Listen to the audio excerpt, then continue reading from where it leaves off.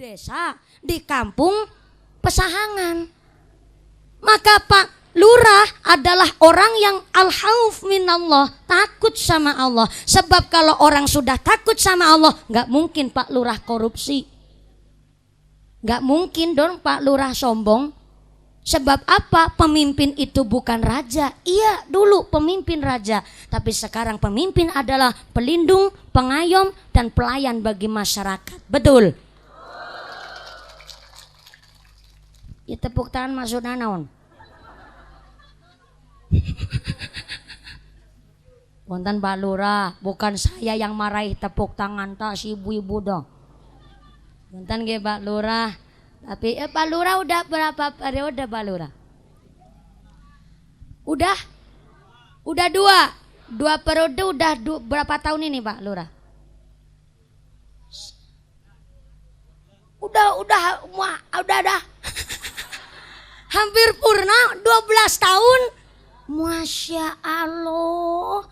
Udah 2 periode mau nambah lagi nih. Masya Allah, orang ngumani. Ngasarep ming telu.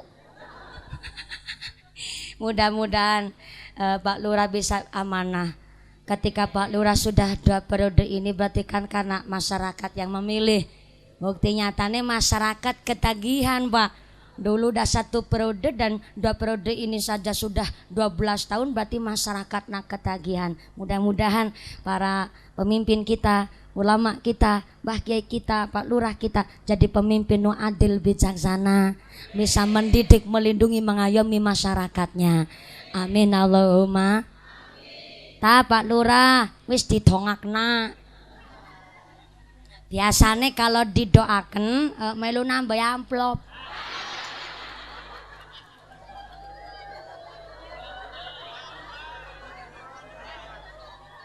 Biasane ora ya ora apa-apa. Santai waon Pak Lurah, jangan terlalu dipikir. Engke gampil, saya tunggu di belakang. A'lamuhum, orang yang paling alim, orang yang al-khauf minallah, takut sama Allah, itulah yang bisa dijadikan imam. Maka ternyata ibadah harus pakai ilmu. Ngibadah nggak pakai ilmu, ibadahnya bubrah. Kemarin kejadian Bu, pas saya berangkat umroh, kita satu rombongan 25 orang dari Jawa semua. Ternyata yang namanya umroh itu kalau nggak tahu ilmunya di sono ya bingung Bu. Setelah kita melaksanakan tawaf itu mengelilingi Ka'bah 7 kali, dimulai dari Hajar Aswad dan diakhiri di Hajar Aswad pula. Tawaf itu harus keadaan suci, kalau ndak ya batal Bu. Dan ternyata muternya nggak sekarepe dewek, nggak semau gue. Muternya itu berlawanan dengan arah jarum jam. Lah ketika selesai tawaf, kita sudah mengelilingi Ka'bah 7 kali. Ternyata pimpinan rombongan kami tanya sama jamaah umroh, Ibu bapak jamaah umroh yang dimuliakan Allah, alhamdulillah kita telah melaksanakan tawaf. Kira-kira tadi yang waktu lagi muter ada yang batal apa enggak ya Pak, Bu? Dep meneng kabeh, termasuk saya ikut meneng. Pak kita tanya lagi, Ibu bapak sebelum kita melaksanakan ibadah sa'i, soalnya kalau umrah itu habis tawaf langsung sa'i, kalau haji kan habis tawaf langsung wukuf di Padang Arafah, lah kita langsung melaksanakan sa'i. Lah ternyata Pak kitanya sebelum kita melaksanakan sa'i Bu, tadi yang tawafnya ada yang batal apa enggak ya? Meneng kabeh. Tapi ada beberapa detik kemudian ibu-ibu terus ngacung, Pak Ustadz, ya naon Ibu? Tadi saya batal apa ente ya? Lah. Coba ulangi pertanyaannya. Tadi saya batal apa ente? Lah gimana sih? Saya cuma kerasa makces gitu.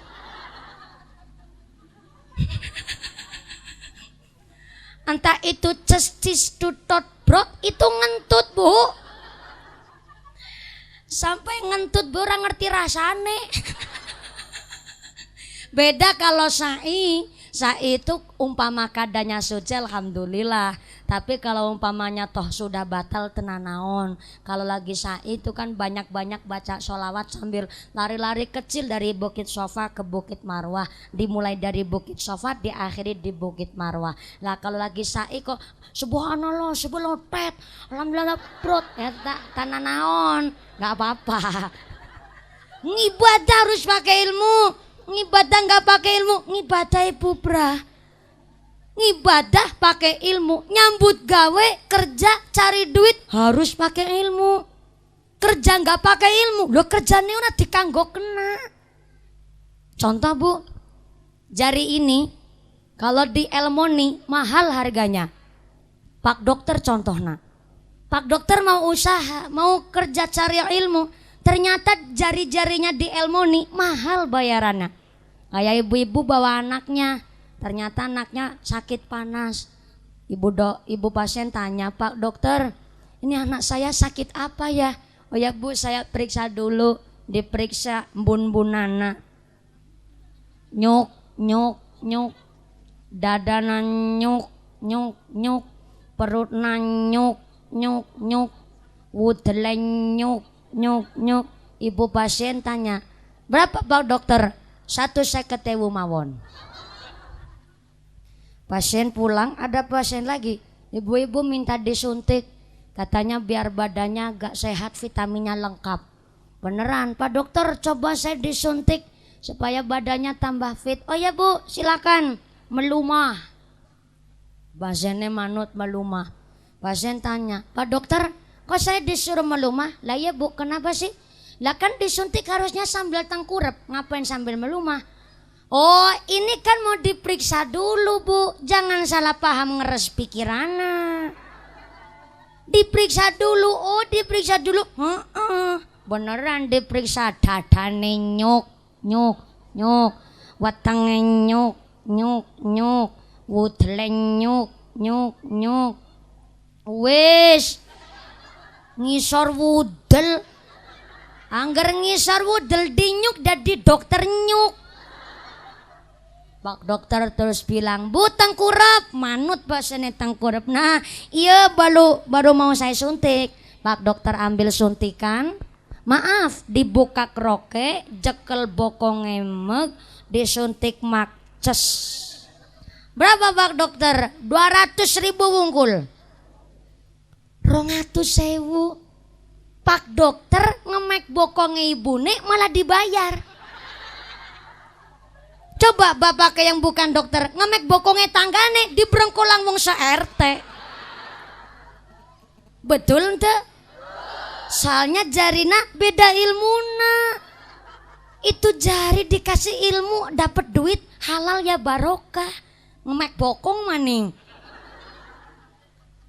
Tapi agak beda sedikit sama jari yang pekerjaannya nyuk, nyuk, nyuk. Nyuk, nyuk, nyuk. Tukang naon bu? Di sini ayah orang tukang tandur.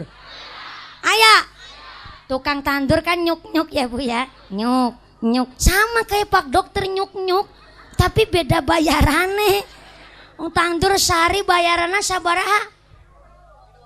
80. Alhamdulillah ya Allah. 80. Sing penting halal barokah, Allahumma. Ini sengaja ngomong kayak gini, ngesuk bayarannya tambah jadi 80. Jari di Elmoni mahal harganya. Nih, apa bu? Kaki sampean, sikil, bahasa Kroyana foot. Kalau bahasa Cinanya cutang. Cutang apa ceker ya? Itu bahasa Cina. Kalau bahasa wong Kroya sing halus suku, samparan. Bahasa Sundanya naon? Sami. Suku.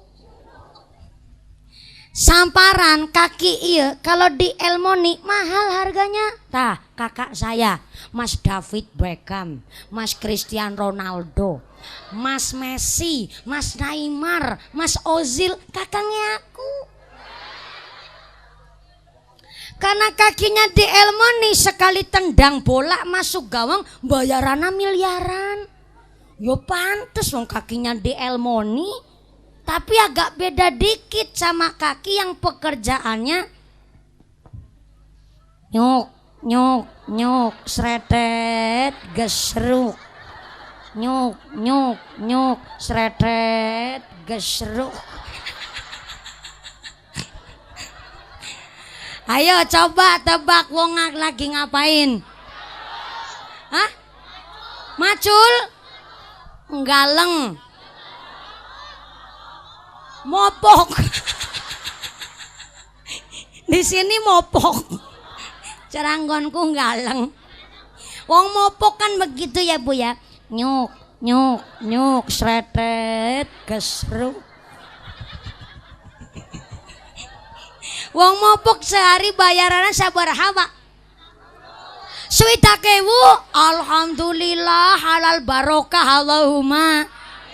Tuh Pak, sikil dengel moni. Wong mopok be nganggo ilmu, ora asal nyuk kudu nang ilmu ning ngasih sretet barang. Nyuk sretet gesruk. Ini sampai rumah ibu-ibu ditanya sama si bapak, Bu, ngajinya oleh apa? Nyuk. Shallu ala Nabi Muhammad. Sampai nih Bu, mulut, lisan kita kalau di Elmoni mahal harganya. Contoh. Contohnya penyiar berita tuh host MC di TV sekali siaran Pak setengah jam itu bayarannya puluhan juta. Contoh Irfan Hakim. Tahu Irfan Hakim? Kakak ipar saya Bu. Irfan Hakim waktu tahun 2014 saya memang tanya sama kru Indosiar langsung waktu di Indosiar saya. Tahun 2014 satu acara bayarannya 20 juta. Itu satu acara tahun 2014. Padahal satu malam Irfan Hakim itu ngisi 3 acara. Dangdut Academy, The Terong Show, terus malamnya Aksi Indosiar. Jadi 20 kali 3, satu malam 60 juta. Satu malam itu tahun 2014. Nah sekarang udah tahun 2018. Kemarin saya tahun 2017 saja saya dengar udah naik beberapa persen. Lah ini udah tahun 2018 mau 2019 jelas duitnya pirang-pirang pisan. Yo maklum karena mau usaha cari ilmu sampai mulutnya di Elmoni ya ulian duit. Contoh lagi non sewu Allah yarham al-mahfur lah Romo Kiai Haji Zainuddin MZ. Tahun 2008 saya kelas 2 SMP diundang di desa daerah saya. Satu acara 2 jam bisa rohnya 45 juta. 2 jam di desa saya tahun 2008 saya kelas 2 SMP. Satu acara 2 jam 45 juta. Jadi kalau dihitung assalamualaikum pakai Haji Zainuddin MZ 9 juta dewek. Yo maklum wong beliau kan ilmunya tinggi. Beda sama cangkeme mumpuni.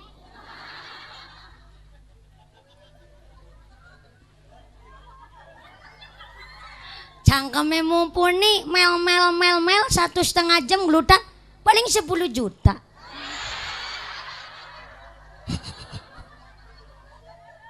Kalau 10 juta. Memang jujur wae saprana seprene di Cilacap sini belum ada yang pernah ngasih segitu. Karena saprana seprene belum ada yang kasih segitu, kayaknya hari ini pulang dari pesahangan. Kayaknya kan kayaknya ya jajal mengkotak titeni. Pak Lurah langsung pucet. Bercanda Pak Lurah.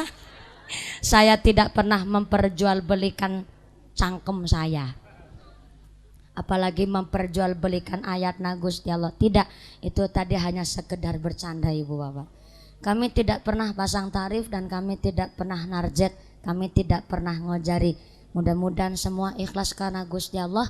Ketika panitia kok memberikan satu imbalan kepada saya. Mudah-mudahan buat sanggung ibadah saya dan bisa manfaat dan barokah di masyarakat. Allahumma amin, Allahumma. Ternyata sampai nyambut gawe pakai ilmu, ngibadah nggak pakai ilmu, yang ngibadah ibu brah. Sampai ngomong bu, ngomong saja harus pakai ilmu supaya lisan kita ini terjaga. Karena man salimal muslimuna min yadihi walisanihi.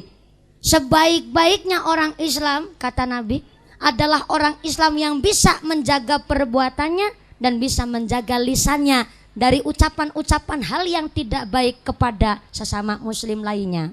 Bu, ibu, ngomong saja pakai ilmu. Ya kalau cuma ngomong ngerasani tanggane sih empuk. Tapi kalau ngomong pakai aturan itu yang susah. Dan itu ya yang sedang kita pelajari. Dulu pertama kali saya belajar ceramah itu kelas 3 SD bu. Banyak orang tanya, Mumpuni kalau di panggung apa nggak kerasa takut? Saya jawab begitu polos, loh manusia harus ada rasa takut. Manusia harus merasakan nervous. Manusia harus merasakan grogi. Supaya apa? Supaya ada ancang-ancangnya. Karena takut jadi harus waspada. Ibarat orang ngelompatin susukan. Susukan apa? Parit apa kalen? Sier. Cara sini sier, kalen. Ya berarti nek susukan kan kali gede pak. Tapi kalau sier itu di tempat saya ini kayak got-got ini selokan. Ibarat orang mau ngelompatin selokan. Yang namanya mau ngelompat kan kudu persiapan. Lah ngerti-ngerti arep melompat kok pakai rok sepan. Kan itu konyol. Itu konyol banget bu. Tahu-tahu mau melompat kok pakai rok sepan, itu salah. Yang namanya melompat ya berarti persiapan, sadar diri dulu. Oh berarti saya harus pakai rok yang agak lebar. Nek orang nganggo rok yang nganggo celana bin katok. Pakai celana pakai katok. Tapi kalau mbak kakung sarungan berarti ora katokan ya.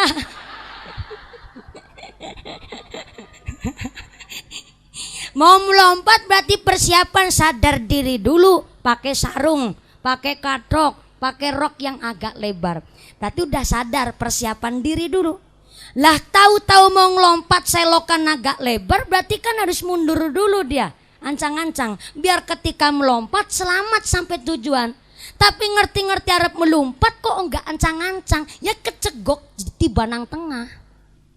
Maka ternyata saya dulu pun ketika belum sampai lokasi saya mikir dulu bah, oh aku mengkorp ngomong apa ya?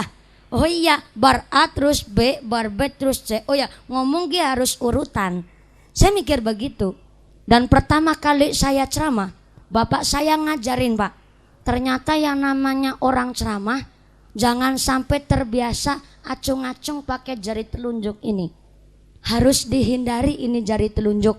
Kenapa? Ternyata secara body language, bahasa tubuh bu, ini adalah bahasa menggurui. Ini bahasa yang tidak sopan ketika dalam berdakwah. Jadi bapak saya ngajari jari 5 yang maju semua.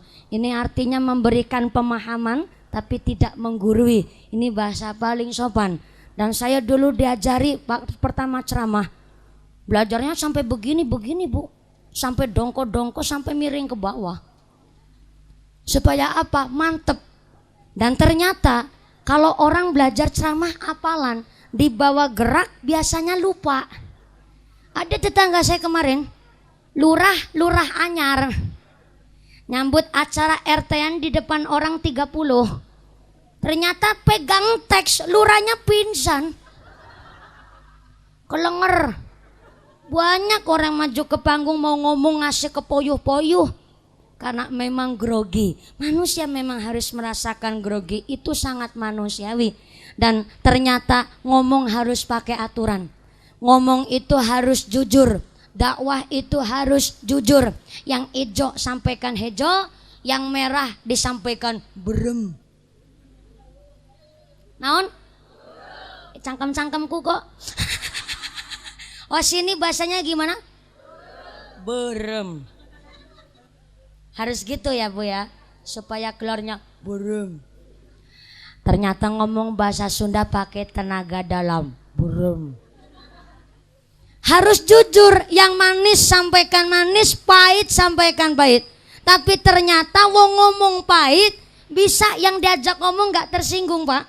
Contoh banget ini Pak, ada bahasa kasar pisan. Tapi walaupun kasar, yang ditanya, yang diajak ngomong gak tersinggung. Dulu ada bahasa begini, bapak saya ngajarin. Punten panjenengan yang punya anjing, yang ditanya nggak tersinggung, soalnya nadanya tepat. Apa panjenengan yang punya anjing, bahasanya kasar, tapi nggak salah nada, yang nggak mungkin orangnya tersinggung. Saya ulang, kalau nadanya tepat, walaupun bahasanya kasar, nggak mungkin tersinggung. Punten Pak, apa panjenengan yang punya anjing? Kan yang ditanya tinggal jawab antara iya dan tidak. Udu kok. Kayak udu anjingnya, udu asune aku. Asune kono kulon.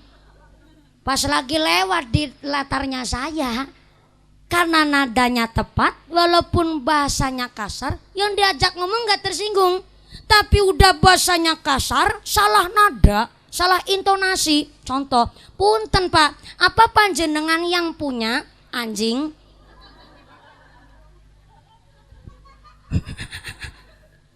Yang ditakoni jawab, oh Rika ngajak padu. Sampean ngarani aku asu. Jengkel yang ditanya, soalnya Pak salah intonasi. Apa panjenengan yang punya anjing? Berarti kan deweke ngarani sing ditakoni itu adalah anjing. Walaupun bahasanya kasar, bahasanya pahit, tapi kok menyampaikannya pakai ilmu, yang diajak ngomong gak mungkin tersinggung, malah jadi paham. Kayak udu asune nyong, asune kono kulon. Maka ternyata kita sedang belajar ngomong yang baik-baik. Maka kalau orang ikut toriko, ikut pengajian, ikut muslimatan, biasa kembul kali Pak Kiai, belajar bahasa-bahasa yang baik. Maka jadi orang itu jangan berengkunung. What is berengkunung? Berengkunung adalah orang yang gak mau gaul. Ada muslimatan orang melu, pengajian orang derek, kerja bakti orang melu, RTN orang melu. Maka ketika dia sekali ngomong biasa nyelkitin hati. Sebab apa? Gak biasa gaul, gak biasa kembul karo orang yang apik-apik. Akhirnya ngomongnya orang apik, sekali ngomong nyelekitin hati. Akhirnya jadi tukang kompor. Sulit kene karena panas. Sini anget, sono kebakaran. Sono kebakaran, sini tepuk tangan. Tepuk tangannya nggak pakai tangan, pakai sikil. Akhirnya jadi kotor pikirannya. Maka ketika kita diam, ucapannya zikir, ucapannya ingat sama Gusti Allah, supaya lisan kita terbiasa ngandikan yang baik-baik. Nggak biasa ngomong yang baik, ataupun nggak bisa ngomong yang baik, lebih becik, cicing wae, lebih baik diam saja. Diam itu lebih baik ketimbang ngomong jelek. Contoh, Anda lagi main ke rumah tetangga, tanggane sing lagi dendongin, malah ternyata lagi ngerasani wong. Ketimbang Anda ikut bikin dosa, lebih becik meneng ketimbang ngomong yang jelek. Ternyata sampai ngomong yang baik adalah bentuk iman dumateng Gusti Allah. Itu yang pertama. Yang kedua masih di dalam kitab Al-Adab halaman 78. Man kana yu'minu billahi wal yaumil akhir falyukrim jarahu. Barang siapa yang iman sama Allah, iman sama hari akhir, hendaklah memuliakan tetangganya. Babana punya tetangga napa mboten? Tanggane panjenengan sinten? Dalam kaki selamat. Di dalam Islam dijelaskan ternyata tetangga kita adalah 40 rumah di depan rumah kita, 40 rumah di belakang rumah kita, 40 rumah di sebelah kanan kiri rumah kita. Itu tetangga kita. Mumpuni belakang rumah saya papringan. Belakang rumah saya karangan, adanya jangkrik. Tetangga saya jangkrik dong. Ya bukan, Anda itu bagian dari tetangga. Maka ternyata kita sebagai tetangga hidup berdampingan dengan orang lain. Bahasa, sikap harus dijaga. Anda menjaga sikap, insya Allah dijaga sama Allah. Ibu ini masak enak, kok masakannya kecium sama si Saripah, maka Anda sudah kena diskualifikasi untuk memperbanyak kuah. Nah, kok kuahnya yang dibanyakin? Supaya apa? Bisa tetangga kerasan kabeh. Oh iya, alhamdulillah bisa kerejeken sama tetangga sebelah. Ya Allah, maka ada bahasa Sunda saya petik. Sebelum akur karo dulur sa sumur, maka harus akur sama dulur sa kasur, dulur sa dapur, dulur sa sumur, lan dulur sa lembur. Bahasa Sunda asli toh, Pak. Betul ya, Pak? Akur karo dulur sa kasur, dulur sa kasur. Nah, Ibu saha? Bapana, alhamdulillah. Kalau jenengan tanya saya, jangan wani-wani. Dulur sa kasur saya bantal guling. Tenan naon Pak, 2 tahun lagi bantal gulingnya yang bisa ngentut. Apalagi pengantinnya nyari, entutnya rasanya nanas.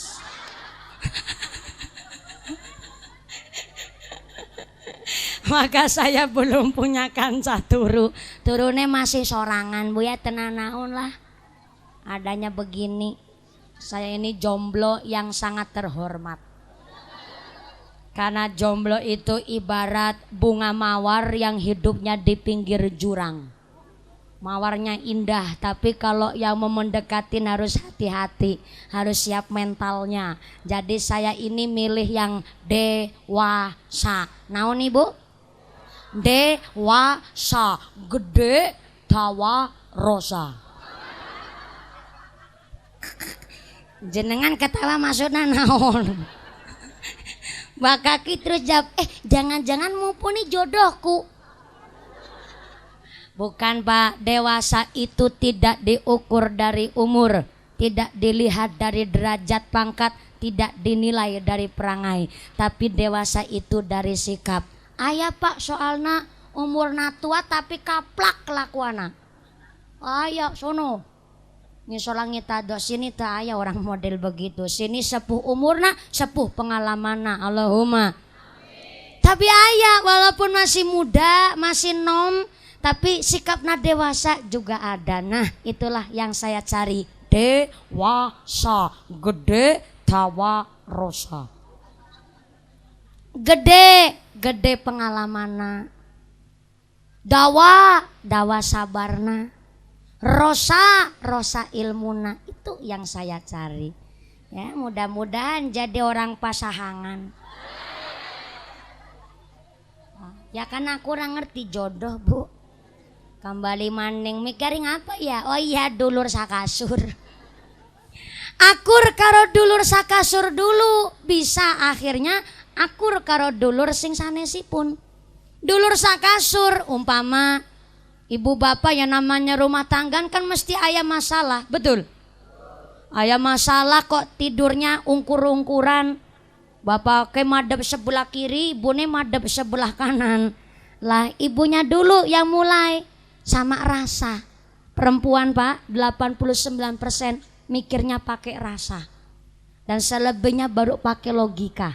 Mulane ibu-ibu itu lebih cengeng ketimbang bapak. Ada masalah nangis, nggak bisa urun arisan nangis, nggak dapet arisan nangis. Wong wadon rata-rata begitu Pak. Akhirnya mikirnya pakai rasa. Tapi kalau wong kakung tiang lanang bapak ke itu mikirnya lebih kepada logika. 89% mikirnya pakai logika, selebihnya pakai rasa. Maka bapak-bapak itu lebih mapan, lebih mantep kalau menghadapi masalah. Mulane wong lanang wong wadon wetuk dadi garwo. Apa Ibu?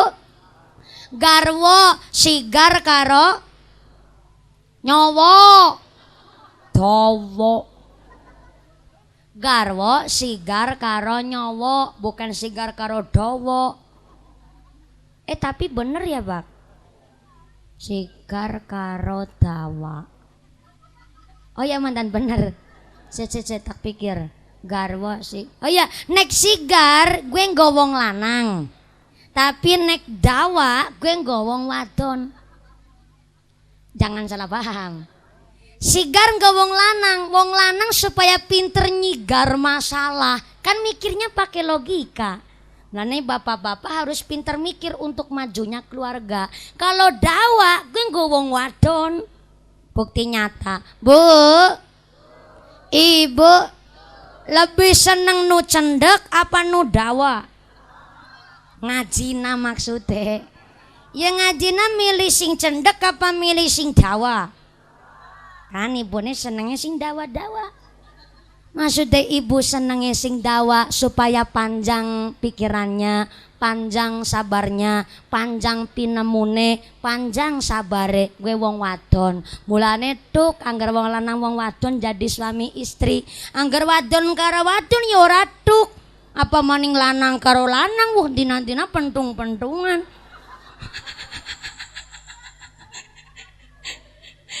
Maka kalau suami istri lagi ayak masalah, tidur sampai ungkur-ungkuran, ibu dulu yang mulai, kan pakai rasa. Ibu yang lutik bapak ke, Pak, lagi jengkel sih. Pak, ibu mau ngomong apa? Masih jengkel. Ibu yang aso yang lirih. Hapunten Pak, di dalam sehari ini mbok bilih saya sebagai seorang istri melayani bapak kok sambil prengat-prengut jabrat japrut. Ora mesem ora sumeh. Saya mohon dimaafkan ya Pak. Lah kok ngomongmu ke detik-detik terakhir Bu? Loh enggak Pak, saya diajarin sama Mumpuni. Katanya masa-masa paling baik buat diskusi itu kalau lagi mau mapan tidur. Itu masa-masa paling tenang karena nggak punya aktivitas apa-apa lagi. Jadi dibiasakan Pak kalau mau tidur kita saling maaf memaafkan. Oh begitu Bu? Nggih Pak. Akhirnya bapaknya nyauri, ya sapada-pada ya Bu. Aku nggone dadi wong lanang.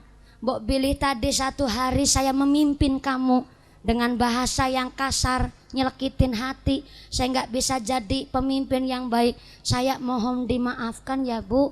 Kan ibu terus jawab, sami-sami Pak. Oh ya Pak, besok Bapak mau berangkat ke kantor jam sabaraha? Kantor? Loh kantor mana Bu? Kantor Kuala Lumpur. Si ibu bisa ngeledek sekarang. Iya diwarai Mumpuni. Ya biasa jam 8 kalau udah matengan masak. Oh besok mau dimasakin apa Pak? Bapak lagi kepingin sayur bening Bu. Sayur bening sama nyambel terasi karo goreng tempe. Nyelekamin Bu. Oh ya besok Pak ibu becer. Bu iya Pak. Kok mau tidur kamu rasanya membuang ya? Iya Pak. Akhirnya nggak jadi marah. Akur dulu sama dulur sakasur. Anak itu paling seneng Bu ketika lihat bapak ibunya harmonis, bapak ibunya romantis. Anak itu senang, merasa ayem. Jadi akhirnya orang tua jadi idola bagi anaknya. Kalau sudah akur sama dulur sakasur, akhirnya bisa akur sama dulur sadapur. Morotua, mertua. Lalen lagi ngomong karo bahasa Sunda. Mertua, bapak ibu, mbak yu, kakang, adek, sing anak teng dalam itu dulur sak dapur. Kalau sudah bisa akur sama dulur sak kasur, akhirnya bisa akur sama dulur sak dapur. Di rumah jangan biasa cekcok. Kita harus menghindari yang namanya cekcok, tukaran, padudonan, bertengkar di rumah. Sebab orang bertengkar Pak, emosinya tinggi. Biasanya ngucap ngomong gak sadar, ngomongnya kasar. Nah ini yang jadi masalah. Malaikat rahmat itu gak betah di rumahnya orang yang sering buat ngomong kasar. Bukan saya yang ngomong, tapi Imam Al-Ghazali yang bilang bahwa la yadkhulul malaikatu al-baita fihi kalbun. Malaikat rahmat tidak akan masuk ke dalam rumahnya manusia yang rumah itu masih dihuni anjing. Saya ulang, la yadkhulul malaikatu al baita fihi kalbun. Malaikat rahmat tidak akan masuk ke dalam rumah yang rumah itu masih ada asune. Ini bukan makna lafzi, tapi ini makna maknawi. Ternyata anjing itu punya najis mughaladah, najis kotor tingkat tinggi yang cara pembersihannya dengan cara khusus. Ternyata wong ngomong kotor, wong ngomong kasar itu juga termasuk barang najis. Lah ternyata malaikat rahmat pun tidak akan masuk ke dalam rumah yang apabila rumah itu biasa buat ngomong kotor, ngomong kasar. Malaikat rahmat enggak betah. Maka biasain kalau kita mau jengkel istighfar kelingan. Umpamanya ibunya jengkelnya ibu kan pakai rasa, ngomong kayak kenal pot bocor. Rang tang tang tang tang tang tang tang tang. Bapak jangan ikut jengkel pakai hati tapi pakai logika. Bapak bilang, "Bu, aja ngomong baik, wudu." Orang jengkel suruh wudu. Biar apa? Adem pikirannya. Habis wudu masih jengkel, suruh sholat.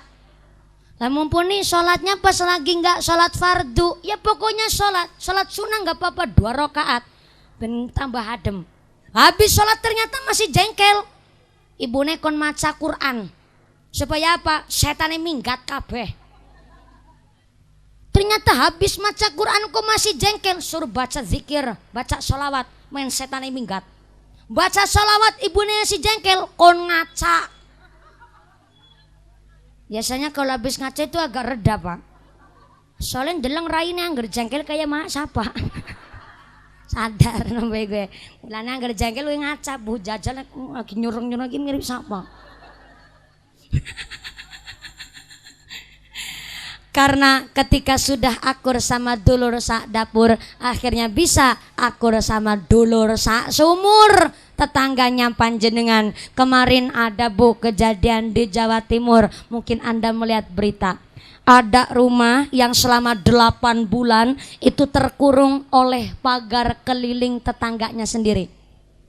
Sebelah kiri, depan, kanan dipagar keliling. Sehingga dia ketika mau masuk ataupun keluar rumah persis kayak yuyuk kepiting. Minggir-minggir kayak gini bu. Soalnya apa? Cuma dikasih jalan lebarnya 30 cm. Jadi selama 8 bulan masuk keluar rumah itu kayak kepiting begini. Minggir-minggir selama 8 bulan. Tapi ternyata setelah ditelusuri siapa yang salah? Ternyata salah kabeh. Yang punya rumah kepung sama pagar keliling tetangga ternyata wonge ngeyel pisan. Yaitu awal mula ceritana itu rumah yang kekepung sama pagar keliling rumahnya tetangga. Kalau buang sisa air deterjen cucian baju itu ke tanah tetangganya. Akhirnya tiap hari tanahnya tetangga sebelah becek terus. Bahkan ada yang rumahnya temboknya sampai bolong. Temboknya bolong. Bawahnya lemahnya itu bolong. Soalnya apa? Tiap hari disiram air sama si yang punya rumah kekepung sama pagar keliling rumah tangganya. Akhirnya tetangga kanan kiri depannya sepakat bikin pagar keliling. Biar itu orang gak kebiasaan ngeyel. Akhirnya bareng udah di pagar keliling sama-sama gak punya tetangga.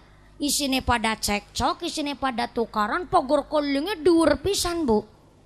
Lah ternyata yang bikin pagar keliling juga salah. Apa toh ia nggak bisa dimusyawarahkan?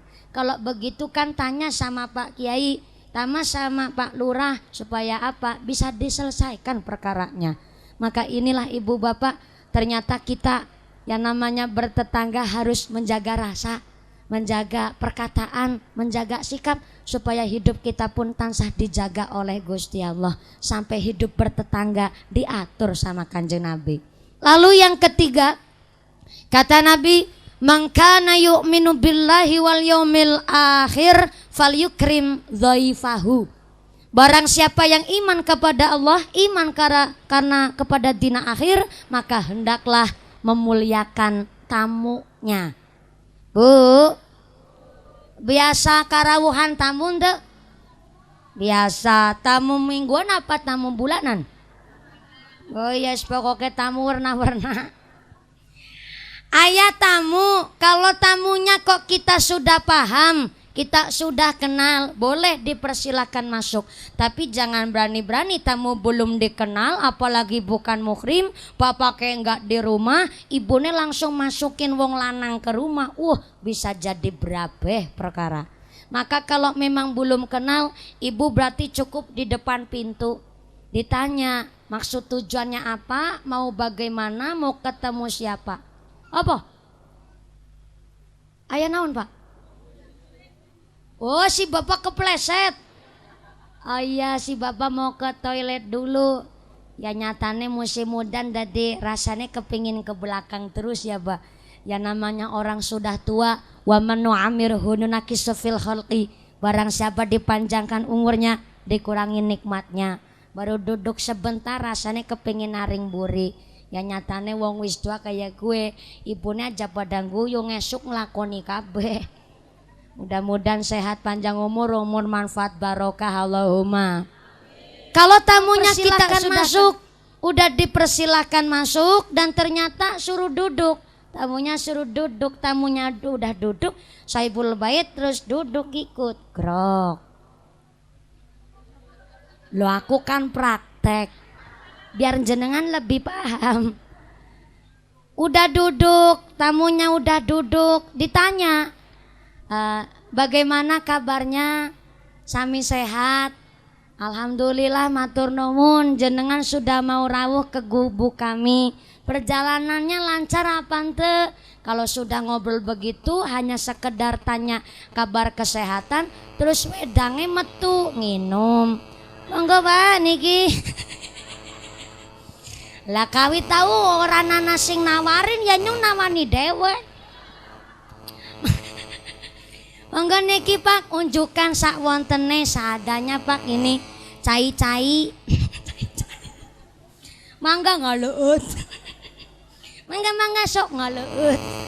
Disuruh makan nginum wis nginum begitu Pak. Aduh ya Allah, yang si tamunya rasa senang. Alhamdulillah, berarti ini tuan rumah sudah pengalaman dan rasanya orang kalau ditanya kabar kesehatan itu senang. Anak karena apa? Udah lega. Apa tamu boleh nginep? Boleh. Nginepnya berapa hari? Batas minimal 3 hari Pak. Itu udah batas umum itu 3 hari. Soalnya kalau lebih dari 3 hari itu namanya bukan nginep tapi hidup di rumah Anda. Nginep minimal batas 3 hari. Yang punya rumah persiapan rumahnya diberesin. Ibunya nang rumah jangan pakai lekton, kelek keton. Harus jaga pakaian serumahnya, dijaga persiapan. Hari pertama Sohibul Bait berarti masaknya yang enak-enak, rica-rica entok, bebek. Habis rica-rica hari kedua masak apa? Ya gorengan iwak tongkol, iwak bandeng. Hari ketiga apa? Jangan kangkung karo goreng tempe. Akhirnya tamunya mikir, oh iya ge berarti dina ketelu kasih isyarat itu udah 3 hari nginep. Sampai nginep pun tamu diatur Bu ya Allah. Inilah indahnya Islam. Belum yang lain, sampai sekecil apapun semut hidup diatur sama Gusti Allah, diatur sama Kanjeng Nabi. Inilah yang namanya Islam. Kanjeng Nabi membawa agamanya Gusti Allah benar-benar rahmatan lil alamin. Ternyata Islam itu adalah agama kasih sayang untuk alam semesta. Gak hanya di bumi berarti Pak. Berarti sampai planet-planet, sampai luar bumi pun dapat kasih sayangnya Gusti Allah dari Islam. Maka ternyata nun sewu, kalau ada rame-rame Indonesia mau jadi sakepel negara Islam, ngapunten Pak, itu namanya ngenyek karo Gusti Allah. Ya namanya Islam itu kasih sayang untuk seluruh umat di bumi ini, bahkan di luar bumi. Lah kok mau dijadikan satu kepel negara, itu namanya ngenyek sama Gusti Allah. Lah Indonesia ini dari beragam suku, dari beragam keyakinan. Kita ini harus berbeda, memang harus berbeda. Bisane beda, mulane dadi siji. Pelangi contoh Bu. Pelangi indah apa ente? Indah ya Pak? Bisa nih kelihatan indah, nggak cuma satu warna, tapi ada magiku hibiniu. Dari berbagai warna, sampai lebih dari 7 warna. Apa artinya? Ternyata bisa nih ketinggal kelihat indah karena memang ada perbedaan. Lah Gusti Allah sengaja menciptakan perbedaan supaya kita ini bisa saling bersatu, saling menghormati. Maka inilah yang namanya Islam, rahmatan lil alamin, agama kasih sayang untuk seluruh umat di bumi, bahkan untuk semesta alam. Berarti sampai luar bumi pun pikantuk rahmat na Gusti.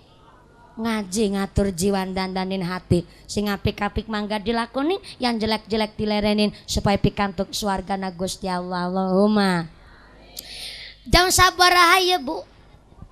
Jam astagfirullahalazim, jam 3. Ya tos jam 4 Ibu. Bade diterusin apa mboten? Mau ditambahin apa enggak? Biasanya tambah waktune tambah amplopna, pahalana, seru salah. Memang saya pagi hari ini saya khusus istirahat di rumah Pak.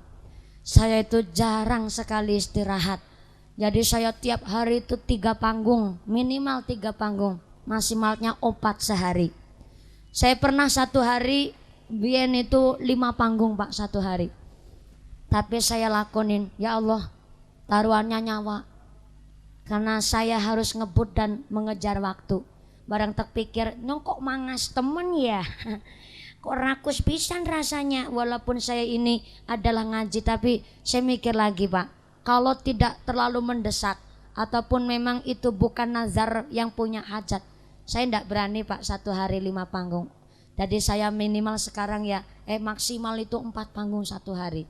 Dan itu pun kita 4-5 panggung satu hari harus dikawal polisi. Saya mintanya dikawal polisi supaya bisa terlaksana semua, jalannya lancar dan lain sebagainya. Jadi memang tiap hari saya 3 panggung. Tidak ada hari saya melompong di rumah, gak ada hari saya leha-leha di rumah. Jadi saya berangkat pagi pulang pagi. Maka kalau Anda kok tindak ke gubuk kami, ke gubuknya Mumpuni, 89% tidak ketemu dengan saya. Karena saya hidupnya di Bandung, hidupnya di Bangelundung. Jadi saya turunan wali, tuanang gili. Jadi saya tuanya ora kewenangan.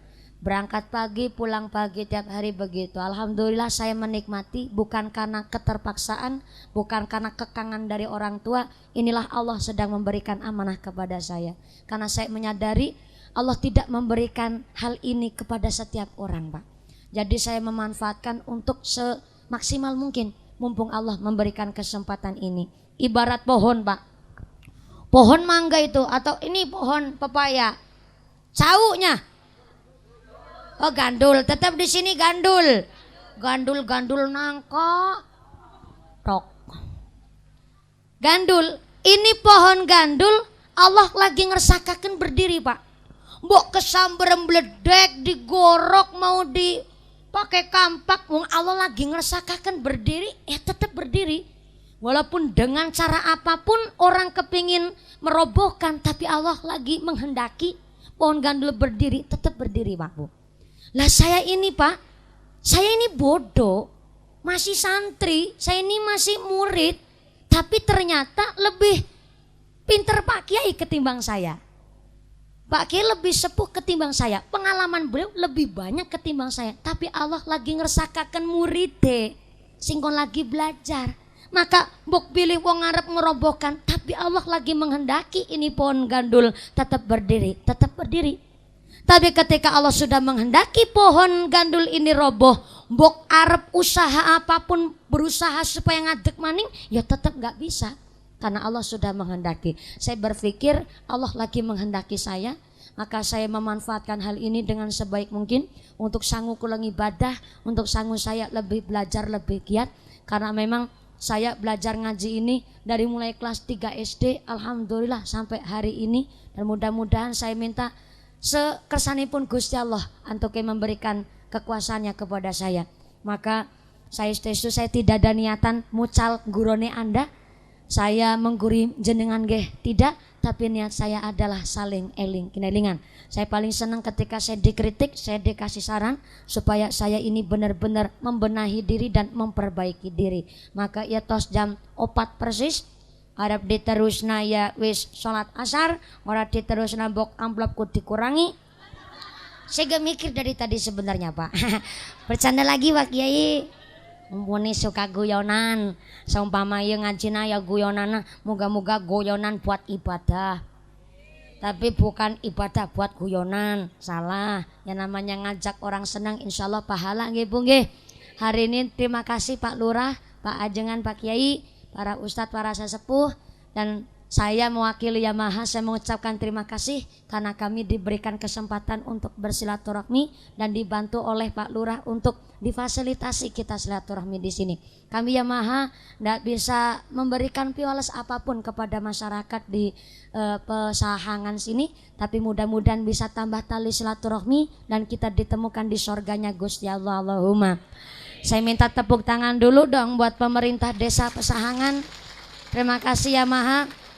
Dari tadi memang saya belum sempat kampanye kampanye motornya. Saya nggak nyalon Pak Lurah, saya nggak nyalon lurah, saya nggak nyalon DPR. Tapi saya pun tidak promosi motor ini karena memang dari IO pusat sana mengatakan kalau lagi ngaji mutlak ngaji dan tidak ada promosi. Karena memang dari Yamaha menghendaki ngajinya tetap fokus dan yang terpenting tidak nyalahi syariat. Terima kasih Yamaha. Mudah-mudahan Yamaha apa yang jadi hajatnya tangsa diijabah, jadi kendaraan terpercaya oleh masyarakat Indonesia dan memberikan kenyamanan, fasilitas yang baik dan bisa menghantarkan ke surganya Gusti Allah. Amin Allahumma. Kita semua tangsa ditetapkan Islamnya, ditetapkan imannya, ditambahkan ihsannya, kabar sehat panjang yuswa, nusana manfaat barokah, dzurriyyah nu solih-solihah, orang yang ahlul ibadah, ahlul jannah, pungkasan hidup, mudah-mudahan husnul khatimah. Amin Allahumma. Saya tidak akan memimpin doa karena ijazah dari kiai kami, saya sebelum nikah belum boleh memimpin doa. Entah apa maksudnya itu Pak Kiai, atau mungkin karena saya masih santri jadi saya disuruh supaya tambah ngalap barokah kepada Pak Kiai. Saya derek tambah isiadah doa dari Pak Kiai. Jadi saya pulang dulu nikah terus balik di sini buat mendoakan panjenengan semua. Doa ke dipimpin diimami oleh Romo Kiai untuk rasa takdim saya seorang santri kepada Kiai. Jadi hatur nuhun pisan, mudah-mudahan sanes waktu bisa ketemu malih di majelis yang lain.